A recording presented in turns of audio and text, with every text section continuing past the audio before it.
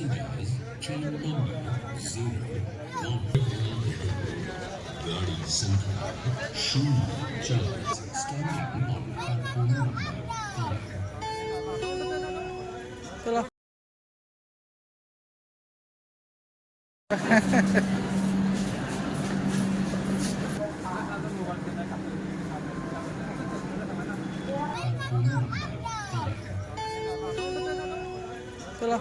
Railway station is standing.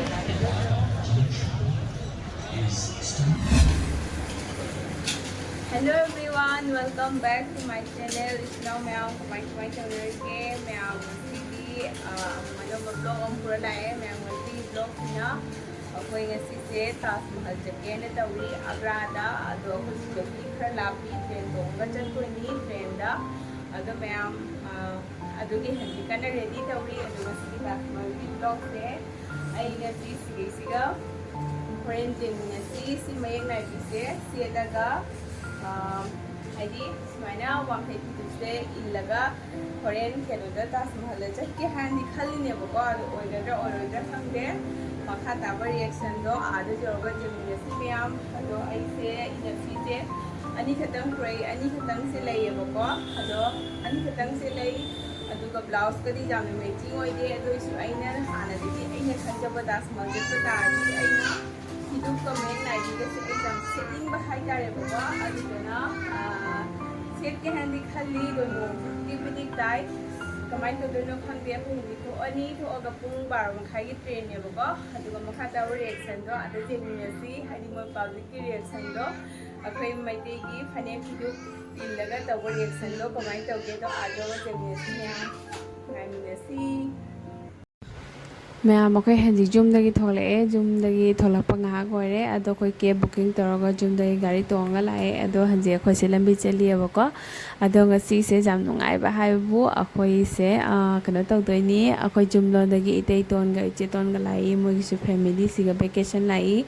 ado family vacation lakpoda moi di akhoi ga thungaba numit chamana na thoki ba hai tare ko do khone train late oidana ado moi se atopa kaino gi guest house ta lai khare adudana ado lairasu ngasi je pundoi ne ba ko ngasi je khoi pundoi ni yam ngai doi ni mayam haidi angang sing che na su bache manau do unaning na lore ba ko khoi gi angang sing lak pa sing do do bache manau do moi unaning na lore hanji khoi se lambi chali moi su mayum dagi thokle e hai ko khoi di ngasi khangan thokle thola khoi se station da phangna bai hai duni akhoi gi train di Hajarat Nijamuddin do adugi station dagi tong doi ne ba ko ado tonga ngasi se nangagadi kena torani nangagadi AGRA se ngasi koraga hayeng lakpagi haini ado makha taba se khangdri ba ado jengmina si haidi kena tawdu mafam se jawdri bane kam changdo na khangde ba ado mayam jeone asiga asigi sound je how ke tawa aina tongba gari siga ne kaino thaya bane isei thaya do ne copyright la ne hapte se khanai ni je nga tak e khoi point de gari jam leba do gari jam lai e marak se nu pisina changa auto manung jiga thatlaga paisa ni ri ko mingon degi haidi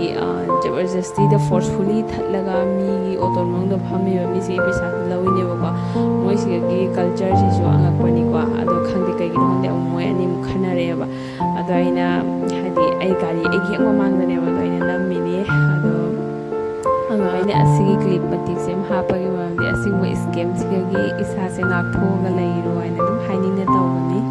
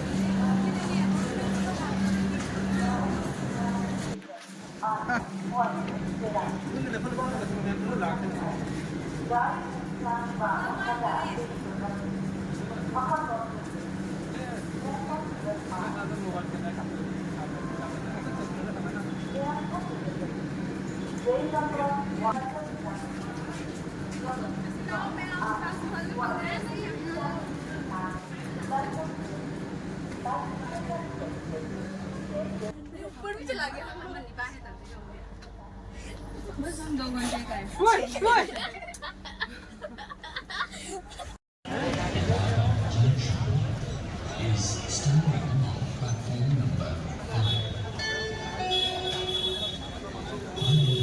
Railway station गाड़ी संख्या 04466 Etawah junction Siya pon kay sugalino na.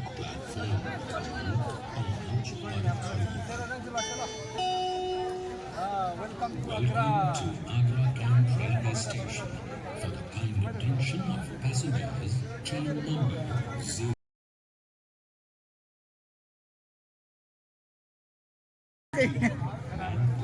Is standing on platform number 5. Railway station in Kep la em ma'am. Kep la ka check again ito di Agra jawre Agra station dani la ise. Kep ama book jawre di bala jawre ma'am.